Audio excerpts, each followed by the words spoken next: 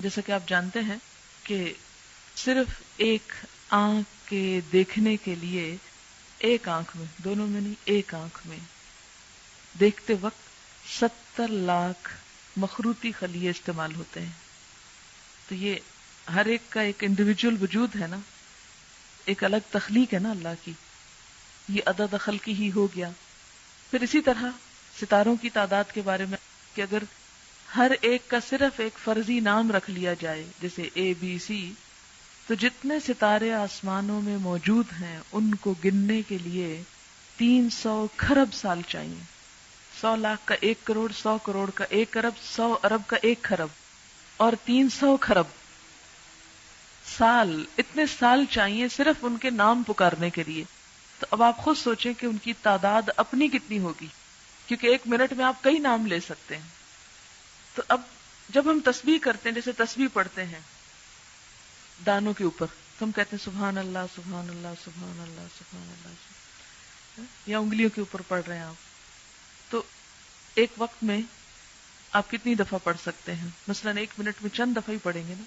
لیکن اگر آپ یہ جملہ بول دیتے ہیں سبحان اللہ و بحمدہ عدد خلقہ، کہ اللہ کی پاکی اس کی تعریف کے ساتھ اتنی مرتبہ جتنی اس کی مخلوق کی تعداد ہے. اور اللہ تعالیٰ کی مخلوق کی تعداد کتنی ہے؟ اللہ تعالیٰ خود فرماتے ہیں وَإِن تَعُدُّوا نِعْمَةَ اللَّهِ لَا تُحْصُوهَا، اگر تم اللہ کی نعمتوں کو گننے لگ جاؤ تم ان کو گن نہیں سکتے، ان کا شمار نہیں کر سکتے. تو ہم تو گن ہی نہیں سکتے. اسی لیے کہتے ہیں نا کہ کما ينبغي لجلال وجهك، جیسی ہونی چاہیے ہم تو کرنے کے قابل ہی نہیں ہیں، ہماری تو زبان اس اہل ہی نہیں ہے. تو اسی لیے عدد خلقہ ورضا نفسہ، رضا کہتے ہیں رضامندی کو، نفس ہی اس کے نفس یعنی اللہ کی ذات کی رضا کے مطابق، یعنی اتنی تسبیح اتنی حمد کہ جس سے وہ راضی ہو جائے.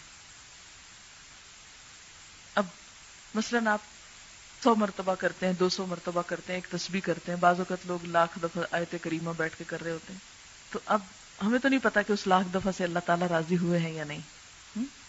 ویسے اس نے جب کہا ہی نہیں، مانگا ہی نہیں 1,00,000 دفعہ، تو ہم نے اپنے پاس سے بنا لیا. نہیں میرے خیال ہے 1,00,000 ہے، شاید میں غلطی کر رہی ہوں.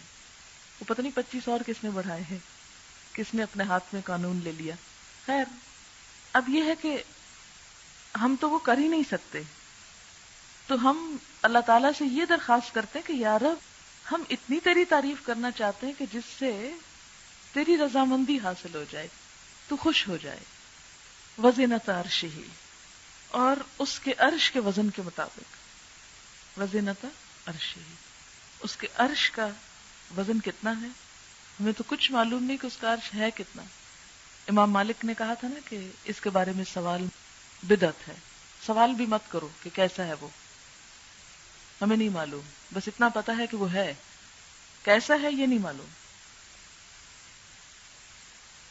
تو جیسا بھی وہ ہے وہ اس کو معلوم ہے، لیکن وہ چونکہ بہت بڑی چیز ہے. وسع کرسیہ السماوات والارض، تو وہ جتنا بھی ہے اس کے برابر. ومداد کلماتہ، اور اس کے کلمات کی لکھنے میں جتنی سیاہی درکار ہے.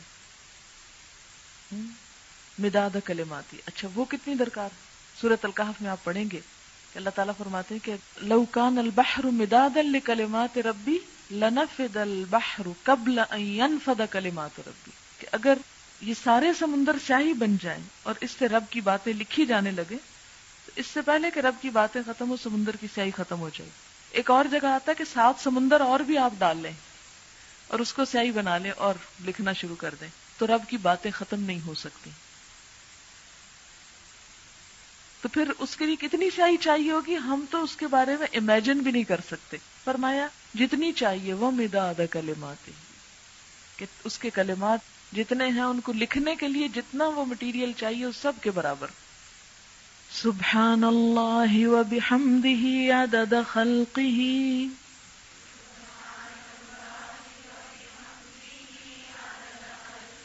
ورضا نفسہ وزنت عرشہ ومداد کلماتہ